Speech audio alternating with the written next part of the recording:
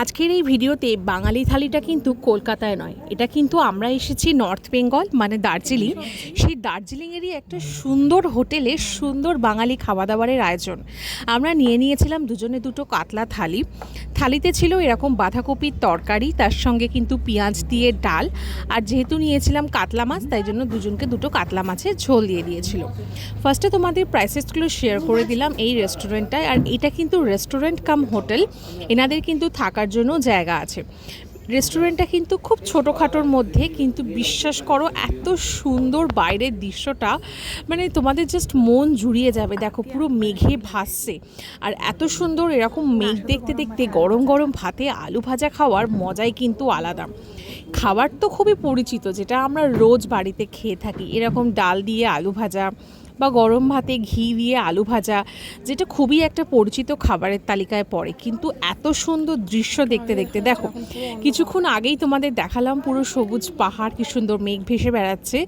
এতটা মেঘ হয়ে গেছে যে এখন আর কিছু দেখাই যাচ্ছে না। তাহলে বলো, এত সুন্দর পরিবেশে বসে এরকম একটা বাঙালি খাবার এনজয় করতে কার না ভালো লাগে। আমরা কিন্তু নিয়েছিলাম দুটো ডিম কষা, যেটা কিন্তু ওনারা এক প্লেটে দুটো ডিম দেয়। তার প্রাইসেসও তোমাদের সঙ্গে প্রথমেই শেয়ার করে দিয়েছি। তো ডাল দিয়ে আলু ভাজাটা তো খুবই ভালো, এনাদের এখানে খাবার দাবারও খুব ভালো। আর তার সঙ্গে সঙ্গে এখানে হোটেলের কিন্তু প্রাইসেসগুলো ওরকম 2 থেকে 2,500 অফ সিজনে, কারণ এটা পুরোটাই বর্ষাকাল।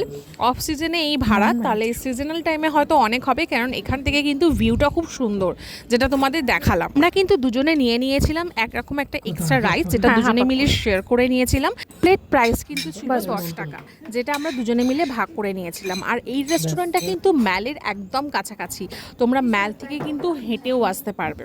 তো চলো দেখা যাক ডিমের কষাটা কেমন খেতে। আর ডিমটা কত সুন্দর, ছোট্ট একটা গোলুমুলু ডিম। আমাদের এখানে ডিমগুলো একটু লম্বা হয়, বাট এখানে দেখলাম ডিমের সাইজগুলো একটু ছোট ছোট হয়, হয়তো পাহাড়ি অঞ্চল বলে, আমার ততটা জানা নেই। বাট ভালো, এখানকার খাওয়া দাওয়া সত্যি খুব ভালো, খুব একটা বেশি রিচ না, বাট বাঙালি খাবারের স্বাদটা আসে।